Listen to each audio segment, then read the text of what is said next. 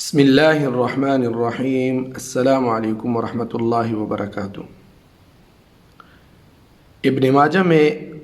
حضرت تمیم داری رضی اللہ تعالیٰ عنہ سے ایک روایت نقل کی گئی ہے کہ ایک اونٹ نبی کریم صلی اللہ علیہ وسلم کے پاس آ کر پناہ لیتا ہے اور نبی کریم صلی اللہ علیہ وسلم ان کو پناہ دے کر پھر وہ اونٹ اس پناہ کے بدلے میں نبی کریم صلی اللہ علیہ وسلم کو 3 دعائیں دیتے ہیں اور نبی کریم صلی اللہ علیہ وسلم اس پر آمین فرماتے ہیں، اور تیسری بار آمین کہنے پر نبی کریم صلی اللہ علیہ وسلم رونے لگتے ہیں۔ تو ایک بہت خوبصورت حدیث ہے، آپ اس کو ضرور سماعت فرمائیے۔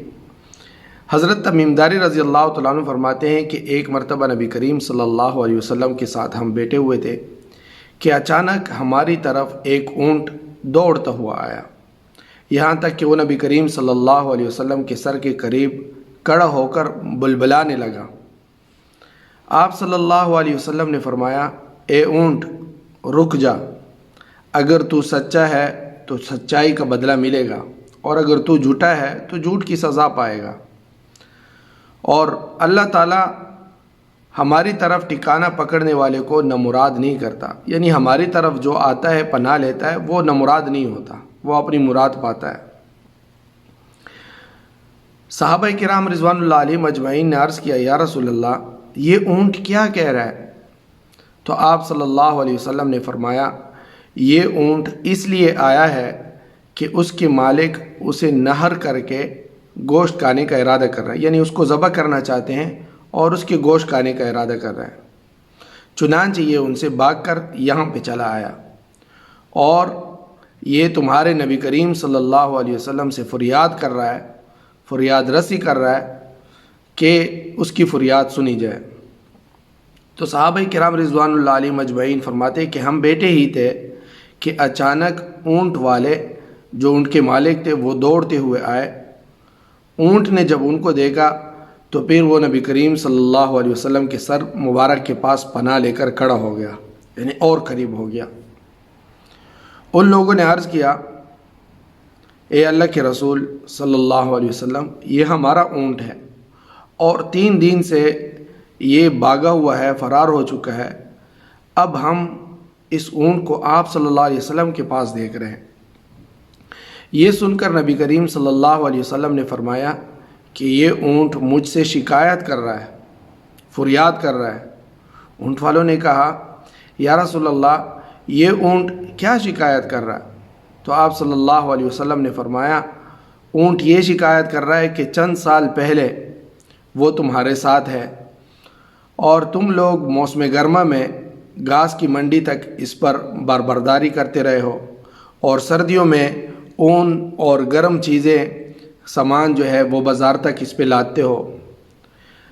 پھر یہ جب بڑا ہو گیا تو تم نے اس سے جفتی کرائی، چنانچہ اللہ رب العزت نے اس کے ذریعے سے تمہیں بہت سے اونٹ عطا کیے۔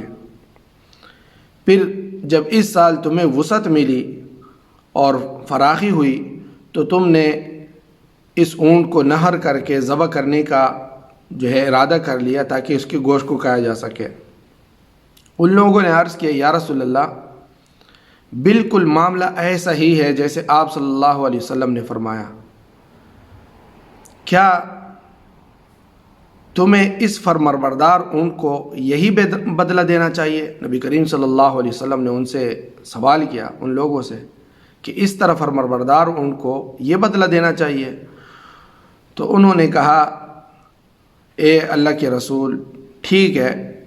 اب ہم نہ اسے فروخت کریں گے اور نہ ہی اسے ذبح کریں گے، نہر کریں گے۔ آپ صلی اللہ علیہ وسلم نے فرمایا کہ تم لوگ جھوٹے ہو، اس اونٹ نے تم سے فریاد کی لیکن تم نے ان کی فریاد نہیں سنی، اس لیے میں تم سے زیادہ اس پر رحمت اور شفقت کرنے کا حقدار ہوں، اس لیے کہ اللہ تعالیٰ نے منافقوں کے دلوں میں سے رحم اور کرم کو سلب کر لیا ہے، چھین لیا ہے، مومنوں کے دل میں ڈال دیا ہے۔ چنانچہ نبی کریم صلی اللہ علیہ وسلم نے 100 درہم کے بدلے اس اونٹ کو ان لوگوں سے خریدا اور فرمایا، اے اونٹ، جا تو اللہ کے لیے آزاد ہے۔ اتنی بات کہنے کے بعد وہ اونٹ نبی کریم صلی اللہ علیہ وسلم کے سر مبارک کے پاس پھر قریب ہوا اور پھر بلبلانے لگا تو آپ صلی اللہ علیہ وسلم نے فرمایا آمین۔ پھر دوسری بار بلبلانے لگا تو آپ صلی اللہ علیہ وسلم نے فرمایا آمین۔ پھر تیسری مرتبہ بلبلانے لگا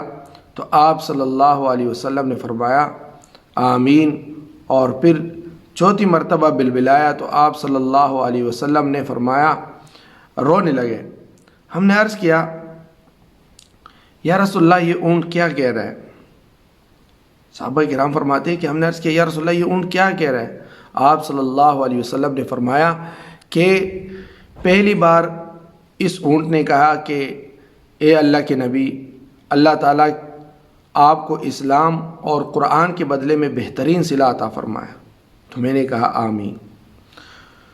دوبارہ اس نے کہا کہ اللہ تعالیٰ آپ صلی اللہ علیہ وسلم کی امت کا رعب قیامت تک قائم رکھے، جس طرح کہ آپ صلی اللہ علیہ وسلم نے میرے لیے خون کی حفاظت فرمائی، اس طرح اللہ تعالیٰ آپ صلی اللہ علیہ وسلم کی امت کا محافظ ہو۔ اس پر میں نے کہا آمین۔ اور یہ مسلمان چاہے جتنے بھی کمزور ہو، ان کا رعب داب اب بھی قائم ہے، اور اسی وجہ سے